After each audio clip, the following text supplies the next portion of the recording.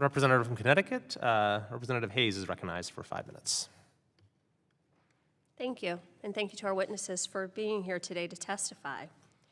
Advanced instructional technologies can be transformative, enhancing both teaching and learning. However, any implementation of AI technology in the classroom should maximize both safety and privacy, while also advancing equity and fairness. Ms. Smote, recently the Office of Education Technology, or OET, at the Department of Education was eliminated as part of a reduction in force at the agency. OET played an integral role in developing and implementing policies and initiatives on education technology. What has been the role of OET, and how has this office assisted states in the implementation of AI technologies in the classroom from your perspective? Well, I think it's important to name that OET really puts out guidelines and really best practices for states and districts to follow, providing that necessary expertise and knowledge that frankly would be impossible for there to be an AI expert in every district to be able to do. Ways to communicate to parents who say that their schools right now aren't communicating with them about AI. 83% of parents have said in a Common Sense survey that they haven't heard anything from their schools about generative AI. As a parent, we know that we need to be working alongside our educators to provide that critical guidance. But I want to talk to you about something very quickly, which is a foundational layer of data privacy, security, and interoperability, which every technology needs, whether it's AI or it's cybersecurity. From 2022 to 2023, there was a 105% increase in known ransomware attacks against K-12 and higher education institutions.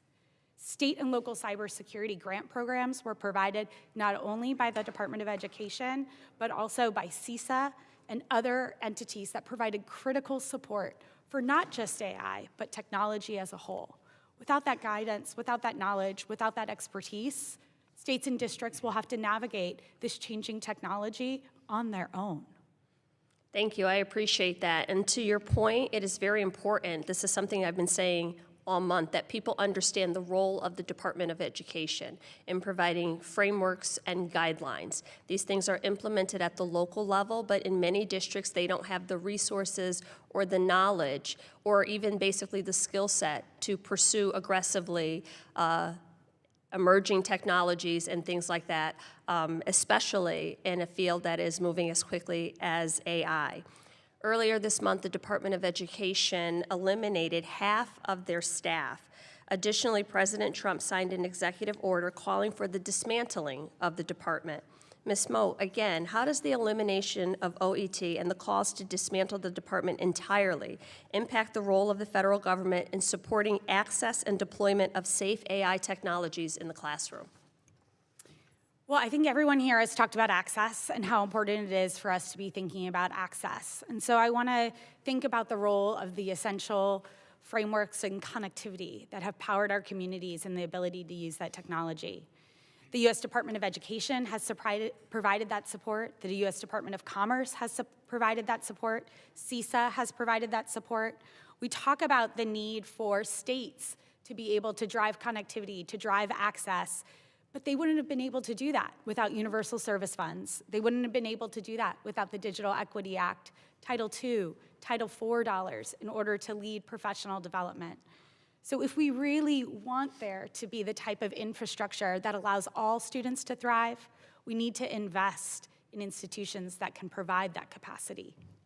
Thank you, I appreciate that, because I can tell you, even within the school district where I worked in my school, our computer and technology classes were taught by teachers, not practicing professionals in the field. So the ability to have outsiders come in with additional support or professional development, which is something that the Department of Education provides for school districts across the country, is not only critical and fundamental, but it is necessary. Especially when we're talking about something like AI, where the technology is advancing so quickly, the safety of our students has to be a critical focal point.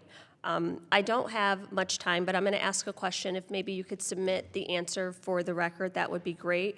But just some ideas on what local school districts can take, steps that local school districts can take when vetting AI technology to ensure that student access is tailored to educational content and improves engagement, but also does not allow disruptions in learning or many of the other things that we saw. Thank you, and with that, I yield back.